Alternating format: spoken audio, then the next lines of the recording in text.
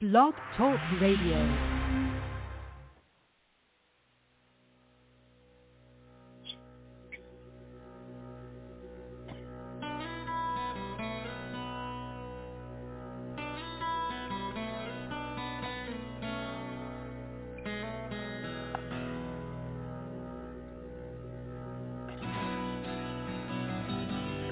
Welcome to Take-Two Radio. We are pleased to bring you interviews with people in the entertainment and music industry, discussions and recaps of the 4 remaining daytime soaps. That's The Bold and the Beautiful, The Young and the Restless, General Hospital, and Days of Our Lives, as well as various other shows. For upcoming and previous shows, check Take2Radio.com. That's with the number 2. And you can find us on Blog Talk Radio, iHeartRadio, iTunes, and other streaming apps. Follow us on social media at Take-Two Radio, and thanks for listening.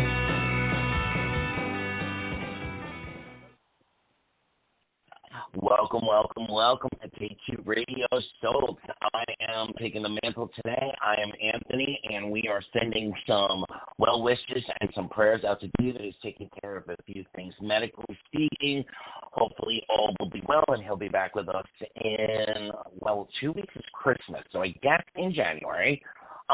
But Candace is here. Hola. It took a delay. I said, wait a minute, did we lose Candace? And Diddy is here. Hey, what's going on, everybody? And if you are joining us because you saw our postings, you know that in a few minutes we will be joined by Leon Acord, friends of the show. He's been here before, and he will be discussing his second memoir with us, as well as, some fun. Leon always goes in crazy places, and we don't mind going there with him. Do we, Candace? Nope. I got some questions for him. I got some questions. He's going to be like this. Like, why are you asking me this, Candace? Like, because I can. Benny, did you do your homework? I did some homework. Yes, I did. But honestly, I'm here to listen and learn about our guest. Well, you can only throw in a question about Susan Olsen, a.k.a. Cindy Brady. They have quite a little history, and it's always fun to hear Leon's take. Let me go ahead and interrupt you guys because Leon is here, and I'm signing off. Leon, I'm sorry I'm not going to be able to stay. My back is out, so. Oh, no. Yeah, so you got to stick with the crew again. Sorry about that. No. Throw me to the wolves. All right. I hope you feel better. Back pain's the worst. It is. Thank you.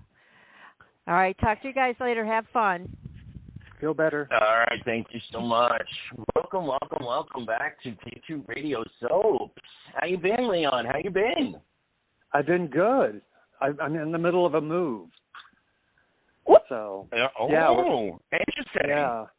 We're moving on December 23rd, so I'm sitting here surrounded by boxes. My cat's walking around like, what are you guys doing? Wait, you're going Merry before Christmas to you. Yeah, I was going to say, you're going before Christmas? Well, our current lease where we are now ends January 1st, but Lawrence is in the hospitality business, so he's crazy until Christmas, and then it stops. And I have a few days off around Christmas, too. So we thought, well, let's take advantage of that time off. That makes sense. So the last time we spoke to you, you had memoir number 1 out, and it was flying off the virtual and the hardback shelves. It was an incredible read. So let's start from there.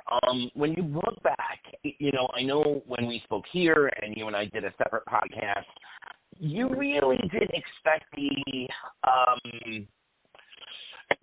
accolades that you got and for it to be as popular as it was. So, with time and space, and we'll get into celebrity in a little while, but with time and space, tell us about that time. What did it feel like watching the numbers rise and so many people really diving into your book and loving the stories?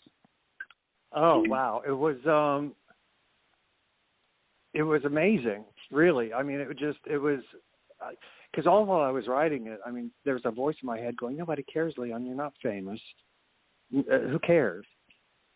So I really, I had very low expectations about, how it would do and how people would respond to it. So it was just kind of, it felt like a dream come true day after day after day. It's like, oh my God, people are really bonding to this. So, it was really, and, it prompted a lot of conversation with people online, with friends. So yeah, it was a totally positive thing. I'm so glad I did it. I that little voice kept trying to shut me down the whole time. Did you get any of those emails or phone calls like, why did you put that in the book? Are you kidding me?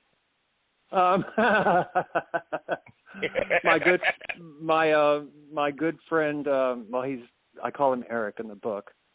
He says that's the name he uses on hookups. But anyway, he was really the only one.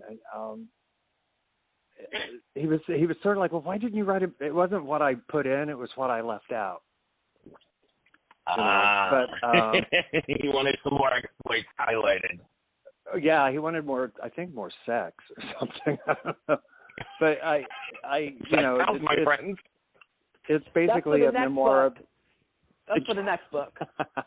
Coming soon, okay? 2025, maybe. Y'all. I should. I mean, sex sells. You really should. I've actually thought about doing, we wrote a whole season of Old Dogs that we never produced, and I've thought about maybe giving it the novelization treatment, and that I certainly could throw in a lot of sex. So let's think about that. And let's put that that's out a there great in the world. segue. I was going to talk next about, there was a resurgence of Old Dogs New Tricks as well. Table read, COVID could have been a curse or a blessing. For me, I began, my lifelong relationship because of not began it, but, we went from long distance to living 24 hours a day, 7 days a week in the same place, and it made our relationship, thank God. But, there were some silver linings throughout COVID, and one of those was the resurgence of Old Dogs. Were you surprised about how much fanfare there was around it, and how much of, an appetite there were for more? And, the table reads were popular. And have you thought about, resurging and seeing where the guys are now? I'll answer the first question first. It was, on one hand, it wasn't surprising because we were all just watching so much TV during all of that. So, I'm thrilled that people found us during that time.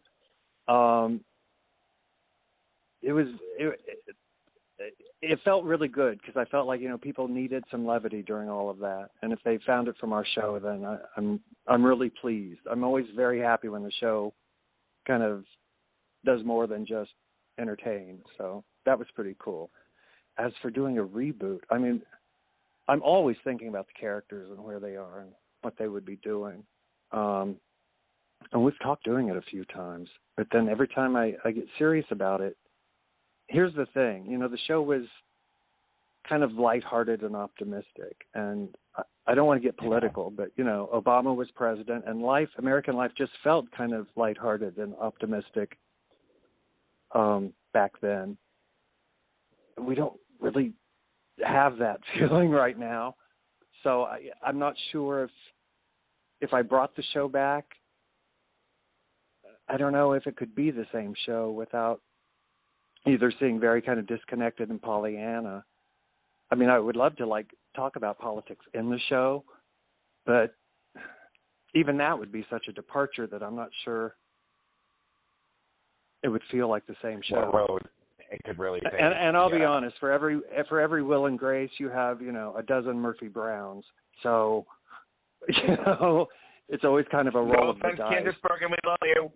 No, I love Candace Bergen. Well, that's why that was so disappointed. I was named after her. Really? Oh, fabulous! Yeah, Candace. I love the original Murphy Brown. I worshipped it.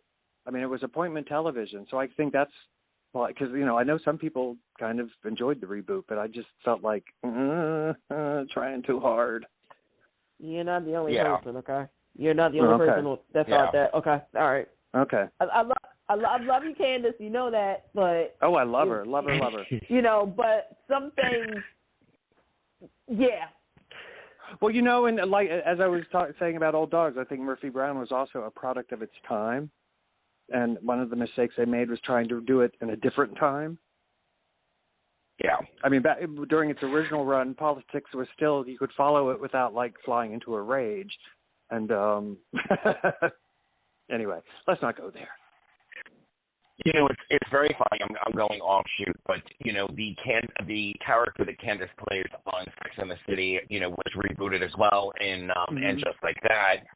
And I thought, wow, if they had taken this kind of approach with Murphy Brown, you know, the reboot, what would that have looked like?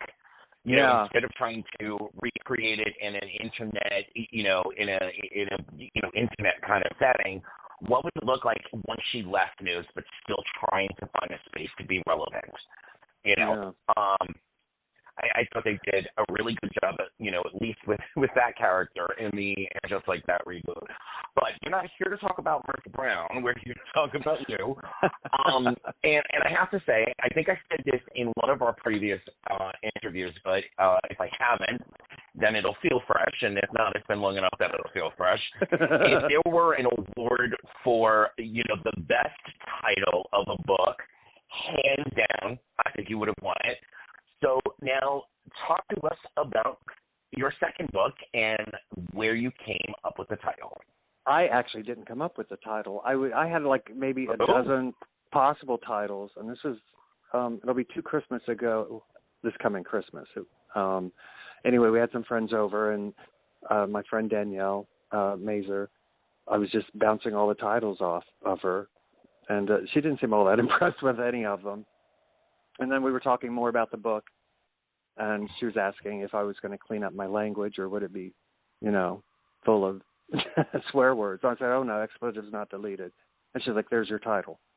I'm like, oh, my God. I bounced it off one of my editors. She's like, oh, my God, that's fabulous. That sounds like political, because I guess, you know, the Nixon tape transcript had a lot of expletives deleted. And, yeah, I was just like, okay, there we go.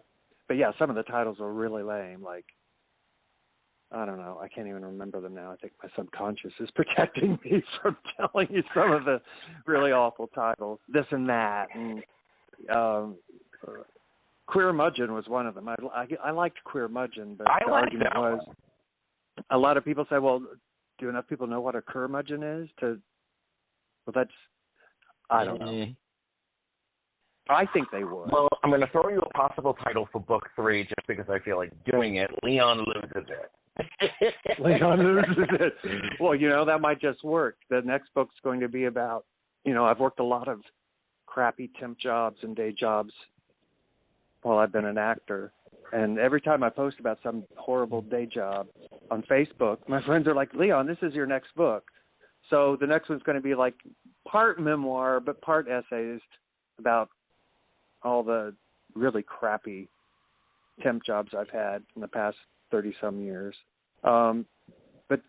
But unlike the first 2 books, there's sort of like a through line and a moral and a message to it all that I'm not going to tell you. Hopefully it'll dawn on people before they get to the last chapter that sums it all up. But, yeah, that title, my title is Axes to Grind, but I kind of like Leon Loses It. Well, no royalties needed. Feel free to use it. Just give me a little acknowledgement on that page. Oh, no, yeah, you'll get that. Through awesome, and come here first for the release party. Those are the two writer conditions. Walk us through Not Deleted, where we left off, where we left off with Celebrity. Where we begin here and what we can expect if we haven't picked up the book yet. It's basically just my obsessions and things that piss me off or things I want to celebrate. It was kind of, I was inspired a lot by John Waters has a couple collections of essays. And, one of them's about, he interviews one of the Charles Manson murderers. And then another one, he interviews Pia Zadora. It's kind of like, okay, you could kind of in anything and everything. So that was inspired. I also love Fran Lebowitz, although I don't even kid myself to think as a writer that I'm even in the same universe as she is. But I first read her 2 books back in high school, and I've always been in love with her. So it's like, I wasn't trying to emulate her, but I thought, go that direction. That way you can keep them short. It'd be easier to write, if you're just writing essays and, instead of a beginning to end memoir. So yeah, it was just like things that get on my nerves. Like there's a chapter about precocious parents, like these parents who, I don't know, they'll take their kids to a party or something, and at the end they'll go up to the kid and say, "Buddy, are you ready to go home?" When I was a kid, it was like, "Get your shit together, we're going home." Please use your inside. Now that's not polite. Yeah, mm-hmm. Definitely. Yeah. I saw a customer review that I thought was absolutely fabulous, and I wanted to hear your take on it. I'm hoping you've seen it already, and I'm paraphrasing, but it went something to the effect of, a woman scorned Hell Hath No Fury had nothing on Leon's story. What do you think of that as a comment for the book? Oh my God, I think I missed that one. That's fabulous. Yeah, sure. All right. Well, as you know, we have co-hosts with us, so I'm going to throw some question time out to Candace, then we'll do me, and then I'll wrap up a few questions. So, Candace, take it away, honey. All righty. So first and foremost, okay, as much as I, want another book, Leon Loses It should be like a web series. Right. Oh my gosh. Yeah. Oh. Yup. Each episode, let's talk about that. Now, I can see that. I was biting my tongue the whole time when y'all was talking. I was like, nope. So it needs to be a show. Candace, instead of in a therapy session, have it in like a support group, and as each week, as a member is sharing a story, Leon's just like, okay, stop eating. If you want to lose weight, stop eating. Like a different point of view. Like it would be from obviously I can see the scene too. It's a therapy session, and everybody's talking about their their trauma or whatnot. And Leon just over there is like, okay, I wish he would shut up right now. Like, seriously. And then I can see we'd have to be in a monologue leading up. Yeah. Right. And then it's like he gets up. He's like, can you please be quiet? And then we find out that he really didn't say it, like, out in reality, like he was faking it. Like, no. We've all done it. Trust me. Oh, totally. He goes up on this totally. Oh my God, that's such a good idea. Over, like the scene pans back, and you hear Leon going, "I completely understand your frustration. Can I share now?" like I said, or you can talk professionally, but we hear his thoughts. On the outside, he's like, "Well, yes. Well, how did you feel?" But then his inner thoughts are like, "You idiot! You make the same mistake over and over and over again." I love my this God, idea. You could be the group leader. Yes. Like Don Rickles meets the Bob Newhart show. Yes. You guys will have to talk. We'll have to talk. When we're not on air and discuss this. Yeah. I like this idea. Copyright of Take-Two Radio and Leon. Put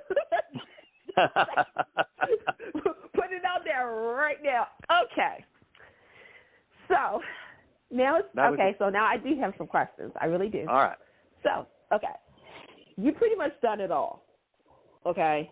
Uh-huh. You wrote books, plays. You have a streaming TV series. For those out there who are listening, which one of these is the hardest to put together and put out there into the world? It's not a question, the web series. Even though it was like the best time ever, if you had told me when I was first started writing it how much work it would be, I think I might have hid under my bed. But when you're in the middle of it, you just have to put one foot in front of the other and just, walk through the typhoon and hope it doesn't knock you over. But it's so much fun. I mean,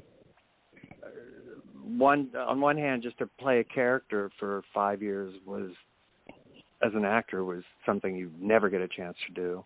But then to also be writing it and be producing it and being able to, kind of have a say in pretty much every aspect of it was an egomaniac's dream. So,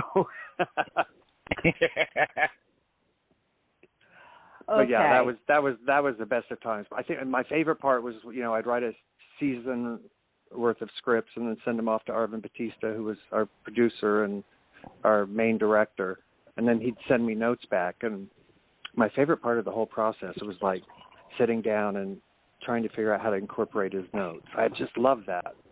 That's the part of it I miss the most, I think.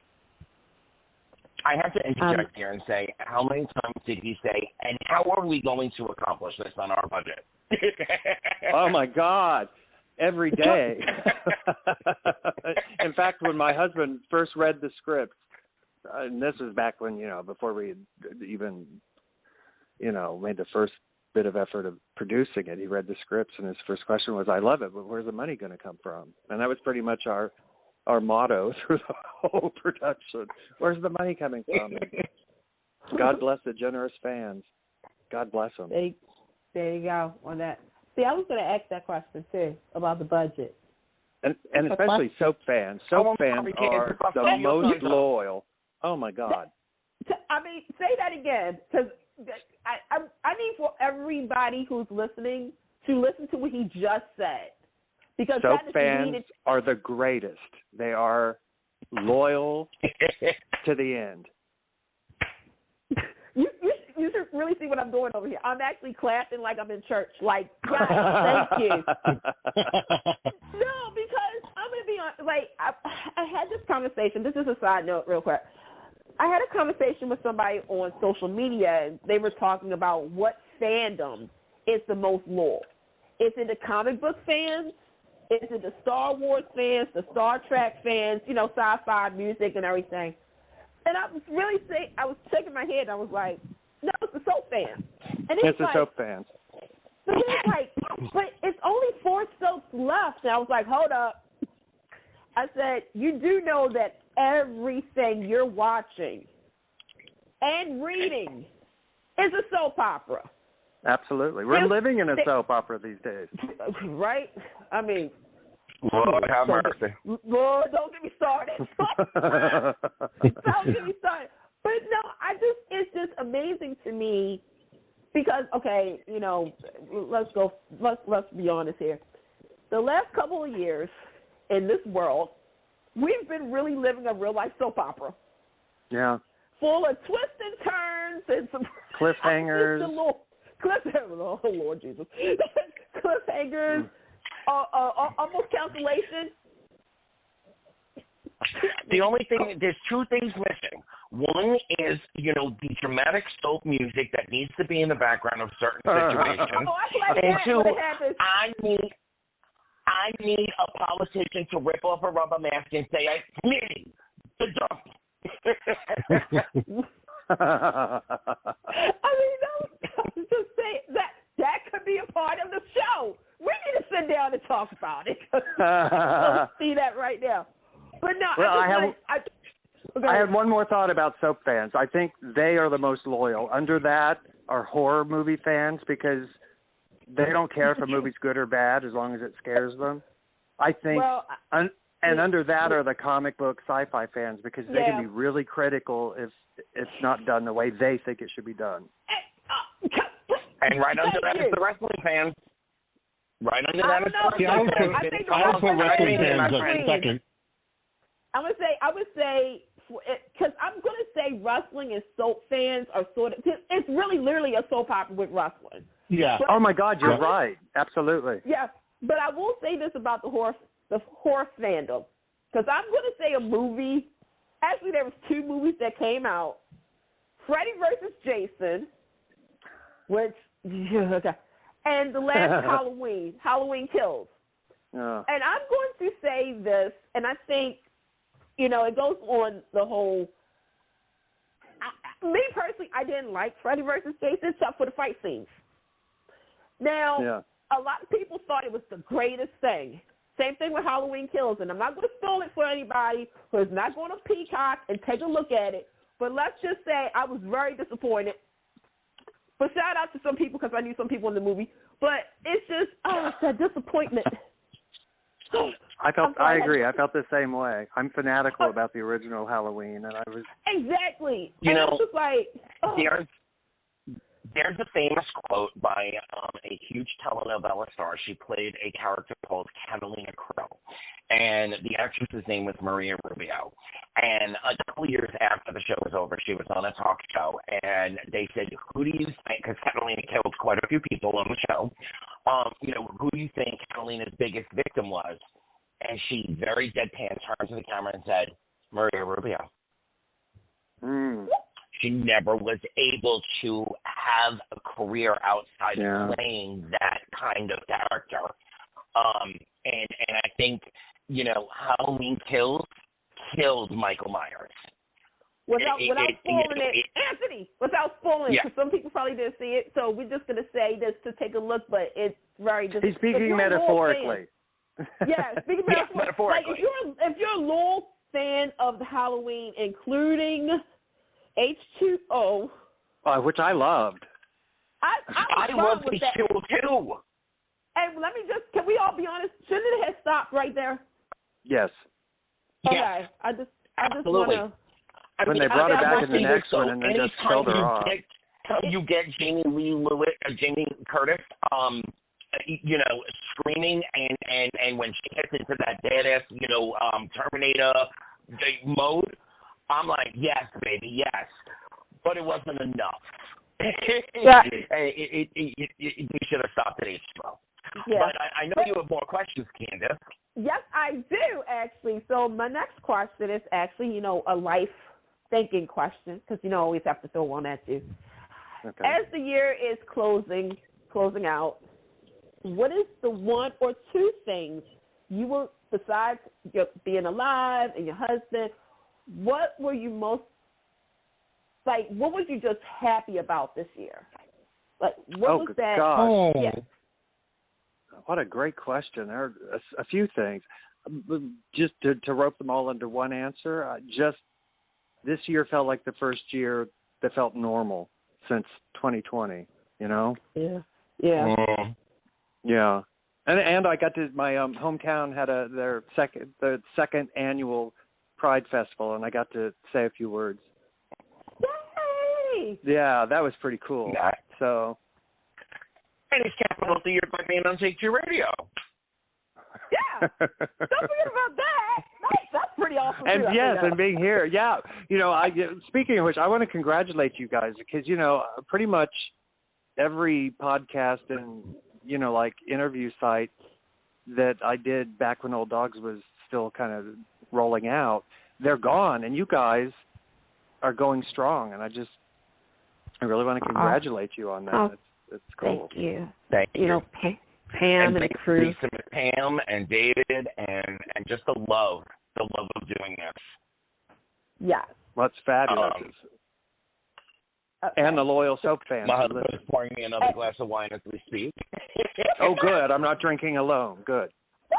No. I feel a certain type of way about this. Candace, yours is in the mail. Oh, yeah, I'm sure. Right. Okay. Wine in the box. There you go. Okay, so this is actually one of my final questions, and I'm going to pass it off. But I need to know this because this is irking me. Okay. Okay. What is the big Christmas gift this year that you really want?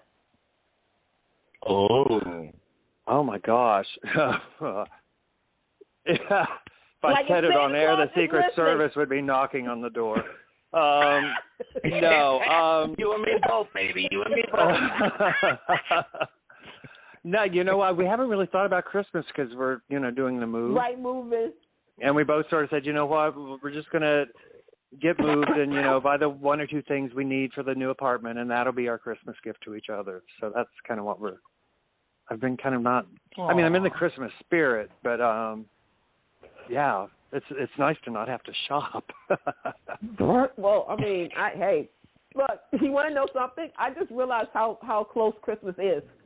Mm-hmm. Just today. And I was just like, oh, yeah, let me go ahead and just like email everybody my Christmas card. So if you guys get an email, there you go. And also gift cards. I turned to it's funny you say that because I turned to my husband today in the bathroom and I said, you know what?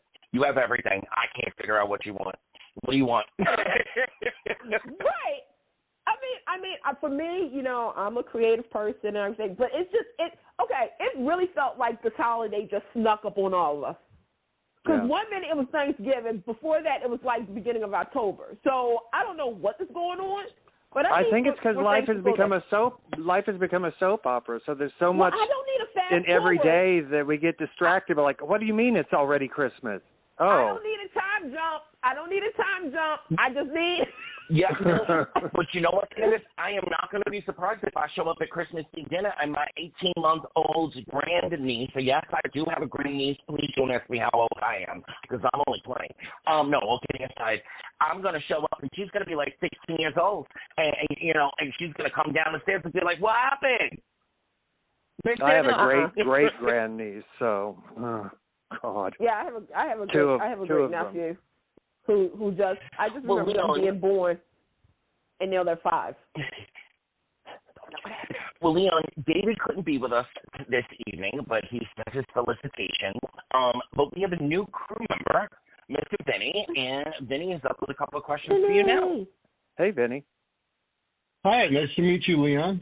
Nice to meet you. Actually, this is more of a comment, just because this is my introduction to you, so I've never spoken to you before, obviously.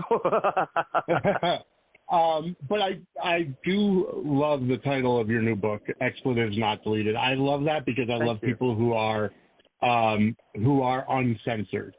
I live my life that way, so I just want to commend you. And in this, I guess it does kind of go into a question, but in this society now where everything seems to be censored, but more people are open, how do you get to toe that line? That's a great question, because it's I tend to be shrill in real life when I'm complaining about something. And that was the challenge of the book, how do I make this fun and enjoyable to read without sounding like I'm just, screaming from a mountaintop or complaining about everything. I didn't want to sound like, oh, kids today, when I was a kid, I didn't want to. Right. So yeah, that's the challenge, I think. I wish I were as successful in real life controlling my shrillness as I was in the book. But although there were a couple of points in the book where it's like, Leon, you could have dialed that back. But yeah, well, I think I'm definitely going to pick up a copy of it. Oh, cool. I think in today's day and age, there's an old saying that personal is political. So I think you have to be outspoken, and you have to not necessarily have to swear, at least as much as I do. Right. But people have got to speak their truth, or else they're going to get bulldozed over. Yeah, no, I completely agree with you on that. I definitely agree with you there, because I know myself. If I put out certain tweets on or certain posts on X, I get the hate, and I get people that are trying to cancel me. I think they've tried to cancel me like 30 times. But I really appreciate somebody who is outspoken. So I just wanted to give it my 2 cents. Thank you. And, try Threads. I'm not on Twitter anymore. I went to Threads, and it's actually, I am on Threads. Yep. I'm good. Used to that. Cool. Send me your handle. I think they have my email address. I love Threads. It's much more responsive. Civil. Let's put it that way. And civil. Yeah. Although it's starting. I think a lot of the trolls on X are discovering that a lot of us have left. So they're slowly migrating and trying to get on our nerves on Threads. But you just kind of.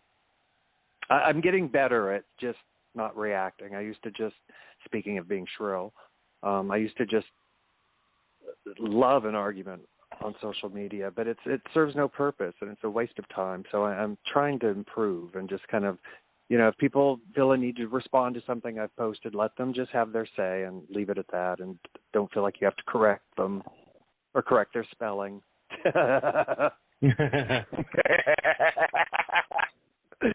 That's the ultimate slapback, though. I got your point, but if you had spelled it correctly, I would have gotten it a little bit sharper. I may feel that as well as Leon loses it. Feel free. No, we'll talk. If we will talk when we're not on the air. I'm totally seeing the scene. I'm totally seeing the intro card. I'm seeing it all right now. The three of us as a writing team would be fabulous. I have no doubt about that. And I have to say, having written one show completely solo, I would, if I were to write another one, I'd love to have a team. To bounce ideas off of. I am available if you need me. Same here. I don't mind writing. Other comments or questions? No, I think I'm good. I enjoyed just listening and learning. I'm sure Candace can pull another one or two out of the hat. Do you have a few more minutes to play with us, Leon? Because I can do 2 fun questions and 2 personal questions, and then all right, let's go for it. Wrap it up with Candace. How does that sound? Sounds all good. Right, so fun questions. I just went to my 3rd Randy Rainbow show. It is now titled Randy for President. I am an hour. I think that he is. I would absolutely vote for him. His platform is amazing. But having said that, the comedic genius that he is, I think, people that play in the world of parody, Weird Al, and Dr. Demento and things like that, they don't get the credit that they deserve for the artistic genius. I agree. Are you a Randy Rainbow, fan or follower? And B, could you imagine putting a show together with him? A, yes. B, I'm not sure because I think I'd be really intimidated because I do think he's a genius. People who can, well, first of all, if you can perform and sing and act, that alone is like, okay, I'll bow down to that.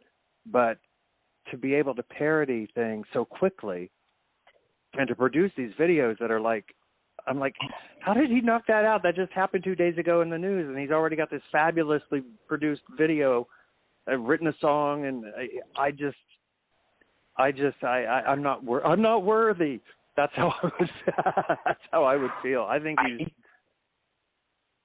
I'm going to break out the girl here and say, girl, I agree with you 110%. There's the portion in the show where he puts the last 5 years of our political life into the Gilbert and Sullivan patter song.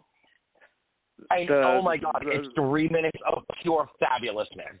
The part that the model out of a modern major general, that Yep. Yeah. Oh my God! And it's all on point. It all hits all of the patter rhyming scheme. It all hits perfectly, and it's also poignant to what we went through the last 5 years. See, that stuff is so hard to write, and that it just comes out of him. And anyway, Carol Burnett loves him, and if she loves him, I love him. But even if she didn't, I'm stunned by the talent and the what is the word? He's prolific. That's the word. I'm glad he's funny and sweet and all that, because I would probably hate him if I felt like he had any kind of attitude. But no. So we did the meet and greet package again, and he remembered us from the last time we were there. My boys! Oh my God! Yes. It was, he's very sweet. He's a germaphobe, sort of like meeting Howie Mandel, but that's okay. You know what? I'll get my picture however you want it. I'll kneel down and you can put your head about an inch above my head. If that's how you want to do it, that's fine with me. No, nothing else happens. I promise everyone out there thinking you're nasty, nasty people. I didn't even cross my mind. All right. Because this is a soap show, if you could play any iconic soap trope And if you have a specific show you want to do it on, that's great. But what iconic soap storyline would you like to play if you were asked to come to one of the 4 remaining soaps? Evil twin. Yes. You know, like someone kidnapped and then replaced by your evil look-alike. It's, you know, that's the tropiest of tropes. I mean, it's impossible to do it and make believable. But I always love it when they do. The way I would spin it is because, you know, in like Dynasty and the movie Dead Ringer, and I think they've done it pretty much on Days of Our Lives, my thing would be that people would start suspecting the imposter almost immediately. Because in real life, you would. I mean, you can't. Meryl Streep could not play your next door neighbor without you going, wait, there's something different about the neighbor, you know? Yeah. But yeah, that would be really fun to be able to play a good guy and a villain at the same time. So my 2 personal questions to you are actually the same question in different focuses. You were very open about your life on Facebook and you know, all of the social medias. We had the privilege of having a few moments with your fabulous husband. One of the last times that we spoke together here. With all the book, the shows, now you're moving, what is your holiday message to your husband? Keep it family friendly, of course. No, I'm kidding. But what is your holiday message to your partner? And then the second would be, what is your holiday message to everyone who wrote the book or watched Old Dogs or is listening right now? Oh, gosh. My Christmas message to my husband would be, don't worry, honey, I'm going to get everything packed. Because,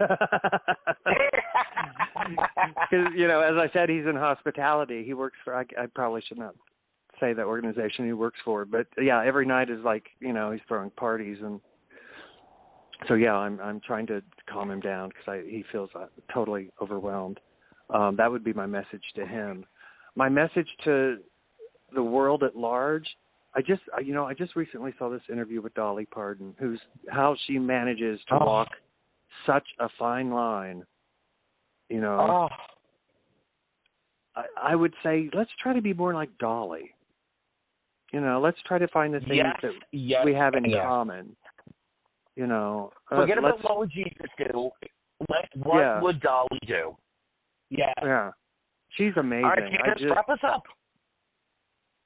Okay, so... Oh, go ahead, Leon. Oh, no, I'm done. Wrap us up like a Christmas present. I'm going to tell you something. Let me tell you something. If I am able, God willing, to be as fabulous as Dolly Parton when I get older and can rock a Dallas Cowboys outfit like she did. I know, right? I mean, she shut everybody down. It was like, okay, so yeah, like what would Dolly do? Wait, Candace, real quick, we got to recognize this moment. Dolly came in on a wrecking ball. Dolly did on Molly Cyrus. I mean, Molly learned from Dolly. That's her godmama. So you know, just saying, just putting it out there. Okay, so this is my final question, and it's a thinking question. So put your thinking cap on. All righty. Okay. No pressure. And well, it might be. In 5 words or less, describe your year. Oh gosh. Those words don't count. They don't. Productive, fabulous, return to normal. Beautiful. That was good. And we didn't even have to delete any expletives. No. Nope. I almost let loose with one at the end. I always promise Pam to keep it clean, so I did let a few slip out. You did. I mean, it's human nature. Yeah. Well, Leon, we absolutely love having you here at T2 Radio. When and if you have another project that you want to select, you know, you always have a voice here on T2 Radio Soaps. Pam can give you Candace and my direct contact so we can start writing Leon Loses It together. But I hope you have a fabulous move. You can use T2 Radio Soaps as your excuse for not packing anything tonight, and go have another glass of fabulous wine. But thank you so much, and have the happiest of happy holidays. Oh, thank you guys. Be safe. So much, and have a wonderful holiday season. I feel like Joan Crawford. Merry Christmas to you and all of your listeners. I hope you guys have a great holiday season. Thank you for having me. Happy holidays. Nice meeting you. Bye-bye. Bye. Thank you so much. It is never a dull moment with Leon, and we are so glad that he came back to Take Two Radio Soaps. And if you have not gotten the book, go on Amazon where that fabulous review, it happens today, by the way, and get yourself a copy. I promise you there are not a single of the expletives have been deleted, and every single one of them is fabulous. Oh, Candace, what's happening on Sunday, girl? Well, what do you mean don't you mean on Friday? Hello? Friday, oh my God, yes. Friday. Okay. I'm mixing up my cousin and I'm sorry. This is my Christmas. This Friday. Like I said, as soon as the news came out, I think everybody messaged me and everything. Sadly, I'm not going to be able to go out to California because it's too tight with the holiday schedules. But next year, I'll be out there. But boy, oh boy, I am hoping you got National Arts and Science. You have one agenda. Make this count because it's the 50th annual Daytime Emmys live on CBS, streaming live on Paramount Plus, starting at 9 p.m., 8 Central. Over West Coast is going to be a little bit delayed. But we did get some major news. We all knew yes, that. We did. Let me tell you, this is what I'm talking about. We all knew that Susan Lucci is going to be one of the Lifetime Achievement Award recipients. The other one is Maury Povich, from the Maury Show. But everybody was trying to figure out who could present Susan Lucci with her Lifetime Achievement Award. Everybody was saying Walt Willey. Everybody was saying maybe Eden Regal, maybe Oprah, Rosie O'Donnell. Today we found out through People magazine, and this is full circle, Shamar Moore is going to do it. Okay. First and foremost, we're celebrating 50 years of the Daytime Emmys. And if any moment stands out, it has to be in May of 1999 at exactly 9:45 p.m. What? Y'all didn't count that? Maybe it was 10:45 p.m. where we all heard it. The streak is over. Susan Lucci. Okay, we don't have to write this song. That was the most iconic moment in the 50 years of the Daytime Emmys. So once again, Shamar Moore, who's here's the thing, Shamar will always come back to the Daytime Emmys, and I'm pretty sure he's going to be a part of the Young and the Restless tribute as well. But it is a full circle moment. So this Friday, you're going to witness Susan Lucci get her second Daytime Emmy, the Lifetime Achievement Award, presented by Shamar Moore. How about that? I have to step in here and definitely say, first and foremost, the fact, if they could have gotten every living, because there, unfortunately are a few that are no longer living, love interest of Erica Kane to come out all at once, okay, that would be dropped in, iconic like we've never seen. Trying to, budget-wise and people's schedules and things, trying to do something like that, because I heard that was in the works. They were trying to get at least every major relationship to be represented. I think that might still be a possibility that's going to be a part of the package. Okay. So, taking aside, if they're not able to produce that the way they wanted to produce it, to have the man who handed her first after 19 nominations, the man who handed her award, come back and hand her Lifetime Achievement, I think it's stellar and fabulous, and it's coded on top of it. Shamar has come back for the daytime community, both at the Young and the Restless itself and at, prior daytime Emmy Award shows. And in every interview he ever gives, every time he talks about Criminal Minds and his standalone show, he always throws it back to his soap history.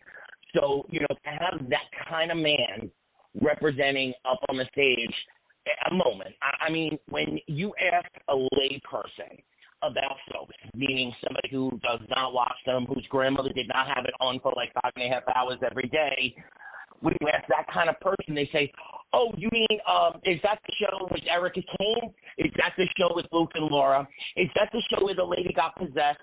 Or is that the show with the man that was on Titanic with the fabulous mustache? There's like 5, 6 maybe. Okay, Reba. Yeah, no, we got to talk about Reba too. But, okay, I can go on and on and on. But having said that, kudos. I am so happy and thrilled that this is the way it's going to go down. I cannot wait to see it. What kind of surprises are you hoping for, Candace? I'm just hoping for a good show. I mean that because, again, I think I'm going to say this. I hope I'm not setting myself up for failure. I understand, this year a lot of things was thrown to delay the daytime Emmys. Obviously, the 2 strikes definitely took a huge hit. That's why it was postponed so long. But I'm hoping that the surprises is I want to see former Emmy Award winners. I want to see, remember, I think it was 99, where they had all of the living Emmy Award winners sit on stage.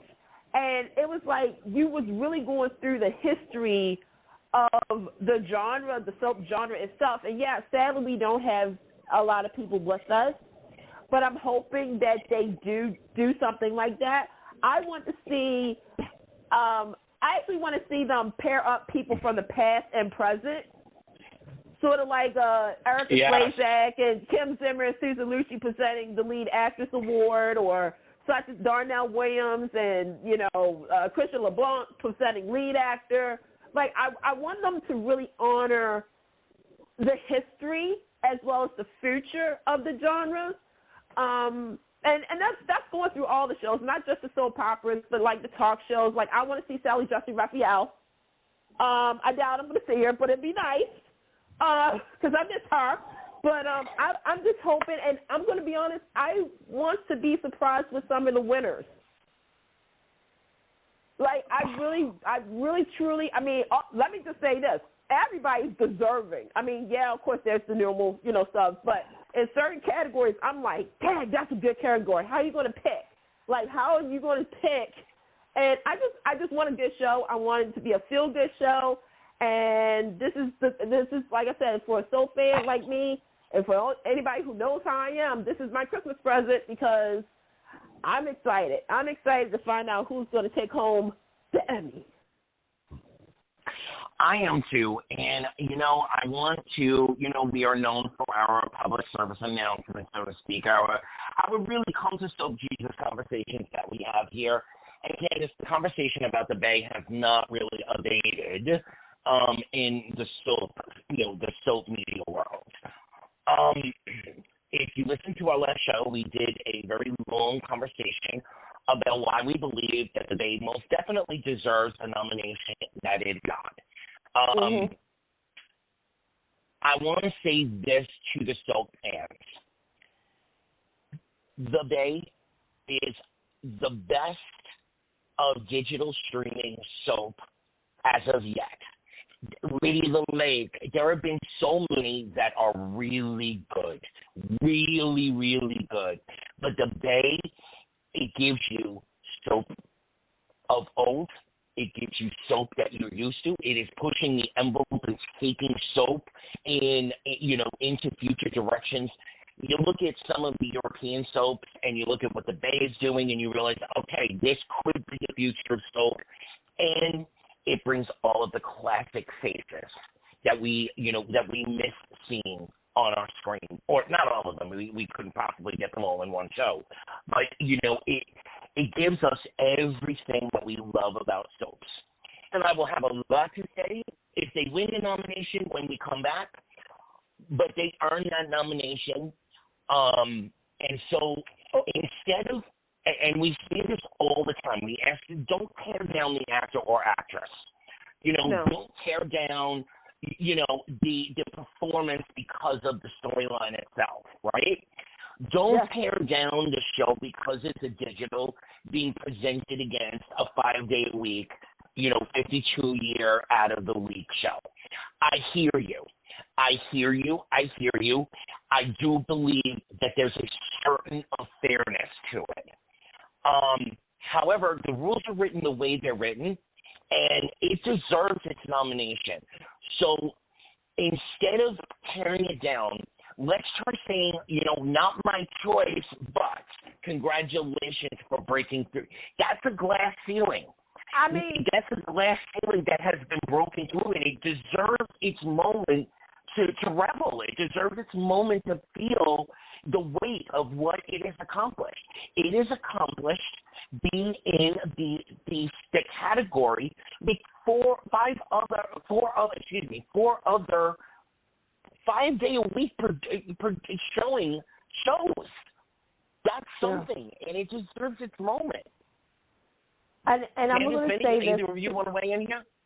Well, let me just say this real quick, because also another factor is that Beyond Salem, Chapter 2, was also nominated for Best Writing against all of the other soap operas.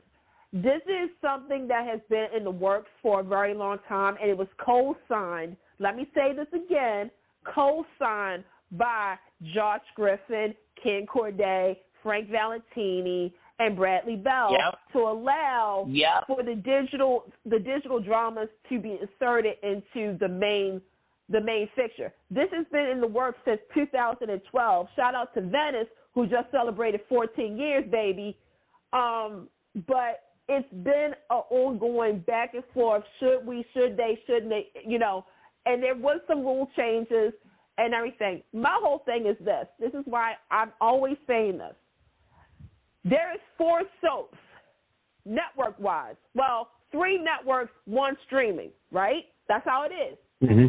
But the whole genre doesn't stop with just those 4 soaps. There is The Bay, Anacostia, Ladies of the Lake, Venice. There's audio dramas, including this one called, Forever and a Day. There's Heritage. There's a lot of these shows that are out there for the genre to continue to grow, and awards are going to the academies are going to start to include them into the main fixture. And when I say main fixture, but back in the day, a lot of these digital dramas was held for the creative, and let me get the correct term right, the Creative Arts Lifestyle Awards, which nobody saw on TV. You heard about it, but you didn't see it. Times have changed, so they're going to do this. But I'll be very vocal about it. If the Bay wins, okay, the Bay, that is going to open up a lot of people's eyes, because you have a show that is with a budget, not a big budget, but a budget, and also the fact that you have people who've been in the industry for so long, they know how to operate a good soap. Not saying that like Bold isn't a good soap. Not saying Young and the Restless isn't a good soap, or Days, or General Hospital. Yes, they have their problems. But I think if this show, if the Bay does win, there's going to be some questions that's going to be answered. And I don't think everybody is ready to hear the answers that's going to be given. So this Friday, and by the way, let me say this too, if I may. I need everybody to watch. I need everybody to watch the Daytime Emmys, because I think this is the final year for CBS, unless it's next year, they got the final year. I need everybody, because isn't it nice to have the Daytime Emmys on TV? Isn't that like the best instead of, Anthony, you remember Periscope? Remember that? Yeah, that was horrible. And next year, actually, it's through 2024. So we have one more year on CBS. Yeah. Okay, I'm just saying, everybody, please watch, please, because here's the thing. Just when this Emmys are over with, guess what happens next month? We get ready for the 51st annual Daytime Emmys because that's when nominations with the pre-nod starts all over again. Hakuna Matata, my friend. Hakuna Matata. And just another public service announcement. Remember, folks, that what is being awarded is not the past year that we've watched. It is the 2022 year of actual performance writing, directing, best soap. So, and going back to the Bay real quick, with Candace said, a lot of conversation is going to open. It's the conversation that is going to decide whether or not the viability of soap as a 5-day-a-week medium is worth it anymore. And so, pay attention and watch. Vinny, you've been quiet. I know you're... Go ahead. For those of us that have never seen the Bay, where can you find it? Okay. You can find the Bay on all seasons. You can actually see previous seasons because season 8 just dropped today on Popstar, on the app Popstar. You can also watch it on Amazon, Tubi, on of course Peacock. Vinny, I would say to you, right? There are other digital shows out there where I would say if they were nominated, watch that season. That good? Then I'm going to tell you 7 seasons that you can watch right now. 8 just dropped. It is very, the trajectory, this is it's such a good show. It really is. Okay. And even if you're not a soap fan, or you watched a couple of seasons of Falcon Crest or a couple of seasons of Knots Landing. Shout out, Nicole. I heard you, Nicole. I heard you, girl. I heard you. We hear the rumors. I heard you, and I am right behind you, girl. Right behind you. Waiting. We heard you. I'm waiting. Yeah. But the Bay is one of those shows that if you go and watch season 6, season 7, you're gonna want to go back because it's just that good. So go to Peacock and grab season 1. Start there. They're not an hour long. They're 42 minutes, Candace? Yeah. I'm like old school. I'm like OG fan of the Bay. I remember it was on YouTube for 15 minutes and it grew. Like that's the thing. And the one thing that I will say is when they got the big studio backing and stuff, when they got the budget, they remastered their episodes. So they actually combined a lot of the stuff that was on the YouTube channel into the main episode. Like, it was really interesting how they did it. And, so shout out to you, Georgia J. Martin. Shout out to you over there. I have to ask you this, Candace. Do you think, and think about it for a second before you answer, do you think that they looked at what happened at Prospect Park with All My Children and One Life to Live, and they said, okay, these are the lessons learned. This is what we're going to do with our show and see what happens. Oh, of course. Considering the Bay was out before, here's the funny thing. So the Bay's been out since 2009, 2010. So this was before Prospect Park, right? What I think happened was they just wanted to market better. They wanted to market better to make it, because here's the thing. So, Vinny, just to let you know, it's a who's who on the Bay. Legit. It's the who's who of daytime on the Bay. And the thing is that you want to come across, if I'm just somebody who, I know who Mary Beth Evans is. Yeah, she's just this, and Mary Beth, if you're listening, I do not think of this, but, some people was talking about it. She plays this whiny Kayla Brady on Days of Our Lives. Oh, she doesn't have any acting. You take a look at her on the Bay, complete day and night. The biggest one from the Bay that they marketed really hard was Ron Moss. Him and Matthew Ashford, who played Jack Devereaux on Days of Our Lives. When I tell you, obviously, Ron Moss, a lot of people know as Ridge, hello, Logan. And then you got Matthew Ashford, One Life, General Hospital, Days of Our Lives, right? And it's the soft acting. I'm going to tell you something right now. You flip on the Bay, seriously, you'll be questioning how come they never gave that material to these actors before. You're going to question a lot of stuff. In that category big time? Jacqueline Demon, for those of you who are waiting for the tribute episode, just like I am, go look at her on the Bay, girl. Go look at her on the Bay. Oh my God. And then I got to give a shout out to Christos Andrews. Yep. Hi, honey. What I'm telling you, you're going to see today's stuff. Like, okay, you got, it's literally a who's who on the Bay. Okay, you definitely sold me. We try to fill our fans too, but we have a show that we need to move along. And by the way, you also listen to Forever and a Day as well. Whenever you get a chance, just girl, my phone has not rung, by the way, but you and I can talk offline. We just came back from a strike. We just came back from a strike. I know, girl. I know that. I hit you up there, but I didn't hit you up 2 weeks ago.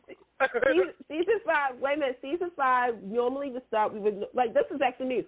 We normally would start in February, but obviously because of the strike and everything, we are delaying our season to mid-summer, August of 2024. And if you saw the promo, I'm just going to say, hope for the best for your characters, for your favorite characters. Try to figure it out. I think we need to do a Forever and a Day hour in January where we recap what has happened so far, all of the fabulous highlight moments, all of the jaw-dropping, leaving us here and we got to wait months moments. We should. We absolutely should. I'm going to talk to him. We need to talk to the Forever and a Day PR people, too. We do, girl. I knew you got an in there, just a little bit, but, you can talk. Somebody. I don't know. But okay.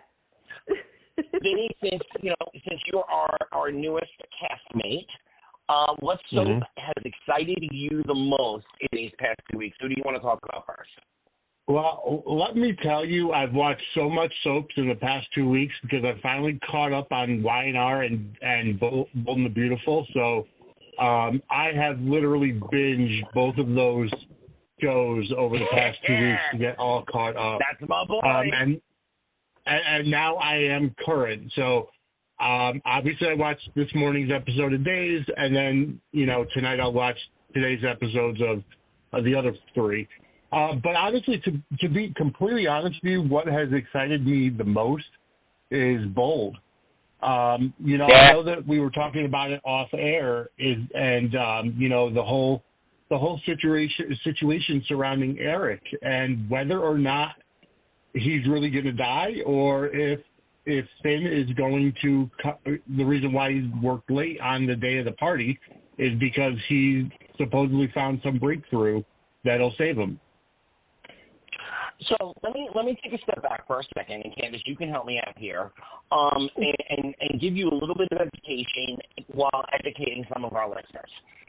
Bold did not make John McCook. John McCook was brought on to Bold because he was John McCook. Same thing with Flannery, Susan Flannery. The 2 anchors, the Forresters, they both had amazing careers in their own right. I mean, Susan on Days About a Girl, we could go for, we're not going to give you the entire history lesson. I'm going to point out the Soap Cyclopedia and tell you, read that book, because that's going to tell you about Susan Flannery and John McCook. But they had careers of their own right. The man is 80 years old. If it turns out that this is his swan song, this is his story to go out, and he wants to retire, I'm going to say I will be sad because I think there's still more story to tell with him. I don't think there's nothing that has ever been thrown at him in his Bold career as well as his ideation beforehand. Nothing that's ever been thrown at him that he did not carry and carry well. So if this is his swan song, God bless, the man has worked 55 years. You tell me someone who's worked successfully in one genre. I don't only mean entertainment, coal mining, working on the railroad, You tell me one person who's worked successfully for 55 years in one space. So if this is it, and this is the man's decision, then God bless. I don't believe it at the moment. I don't believe it. I do believe we're going to get the Hail Mary, last pass. And Eric is going to survive to tell some more stories. Having said that, the man is 80 years old. So if, there is a Hail Mary pass here, do understand at some point he is probably going to want to see, you know what, I need to enjoy a little bit of actual life outside of being Eric Forrester. All right, who wants to take the mic next? Go ahead, ladies first. I'll put you on the spot. Go ahead, Carl. Okay, so let me just point out I do not know anything about John McCook's current status. Nor do I. For those 10 people who messaged me, I don't know. I'm watching this just like you guys. Okay, so let me just say, Bo does this every freaking time, and I really didn't need it for them to do it during the holidays, where I don't know what the heck is going on. My heart, my brain, my soul, everything is just twisted upside down, inside out. Because once we found out Eric was sick, I was like, oh, heck no. No. Because on two fixtures, usually when they say a character is sick, 9 times out of 10, it's probably going to be a health storyline and, Mm-hmm. But then when they kind of kept saying certain things, and then you had Eric coughing up blood, and then it's like nobody's saying anything, and you're going down this direction of he wants to live. I'm going to stop you there and say, when we didn't get the diagnosis in 2.5 weeks, we knew it wasn't going to be somebody's going to survive a health challenge storyline. Right. We certainly understood, they ain't playing. Right. Like, it was to the point where they actually said a real health issue that causes blood and everything. Because I'm over here, when I tell y'all, like, okay, for those who don't know, I have sarcoidosis, which is an illness and everything else like that. I'm fine. But one of the things is coughing up blood. So I'm thinking to myself, oh, my God, Eric got sarcoidosis. I said, oh, my God, this is a highlight for me because nobody on soap has what I have. But then I'm like, oh, my God, he might die because he needs oxygen. He might need a liver transplant. I'm like, oh, my God, they're really going there. But then it was becoming more of I don't know what to think because on the flip side of things, they're playing it where it's more Ridge's POV than Eric's POV. And I know a lot of people say, we can't root for this storyline because Eric is being selfish and he's being such an a-hole and stuff like that. I'm going to tell you something right now. Everybody who dies or knows that they're not going to be like, there's some people who's like, la, la, la, la, la, la, la, la, la, la. But then there's some people who feel as though they have to be selfish because, sadly, they can't control this. They can't control what was being dealt to them. So on that episode, then I'm seeing Donna, girl, Jennifer Garrett, if you don't submit yourself next year for a supporting actress nomination, I'm going to have some words with you. Because now we saw Donna is not just the gold digger that everybody thinks. She's actually been there. But at the same time, Eric has taken upon himself to kind of not destroy everybody in the family, but made people feel kind of uncomfortable. Starting with RJ. Okay, Eric, you trusted this young man. I felt bad for RJ because he had to keep it a secret from his parents. But once he told his parents, you don't think that Brooke wasn't going to tell Ridge and Ridge wasn't going to find out? Come on now. Like, that's right. Kind of selfish, too. Then you have the whole fashion show. And this is where I was like, oh, God, this is where Eric is going to fall. He's going to start coughing. This is where we're going to get the famous showdown between Sheila and Lauren. Thanks, Brad, for not doing that, by the way. Needless to say, it's been like an upside down, but I think there was a couple of questions that everybody want to know.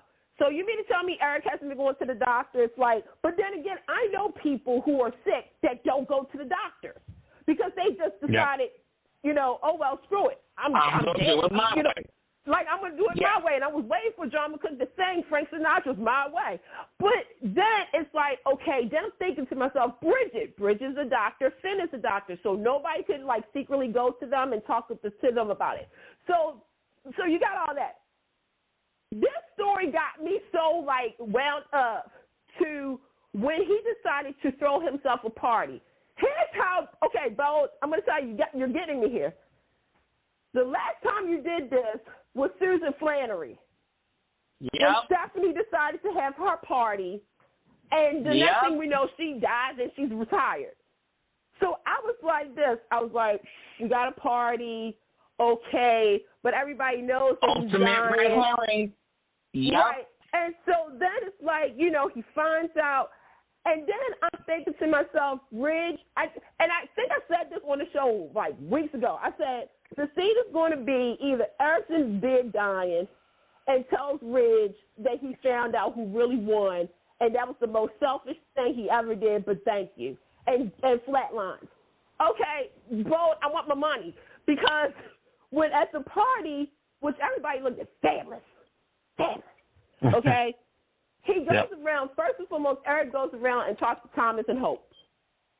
This is coming from a man who literally has had scandal after scandal after scandal, kind of telling Thomas and Hope, do you, boo? Like, you know, don't worry what everybody else is saying. If you guys so hold up, Candace. I got to interject the mirror to that, you know, the opposition to that. Right. In another way, to certain soap fans, I'm not one of them, but to certain soap fans, it plays, I have looked over my life. I have seen what has worked, what hasn't worked. I have seen all of the mistakes I've made, and I've seen the triumph. And you've got to give validity to that side of the soap fandom because we really don't know where this is going. And I look at it from your perspective. That's more in the seat that I'm sitting in. But when I see stuff on social that plays into that other space, like, okay, I got nothing else to lose. Thomas, take it's gonna go bing, bing, bing, bing, bing, and I'm gonna go ding, ding, ding, ding, ding all the way up. There is something to be said for that. Right. I mean, this storyline. I mean, I know a lot of people say this is bad, but this is one of those storylines where I'm just like, this is typical Bold, kind of pulling at my heart, make it. And like you said, and I kept telling this: if John McCook has decided to retire, I can't be mad at somebody who's been in the game for over 50 years. I can't do that. Yep. He's been on both Bell shows. William J. Bell sorted him out. Same thing with Susan Flannery. If this is how we're supposed to turn over the new chapter of Bold and Beautiful, then okay, let's go.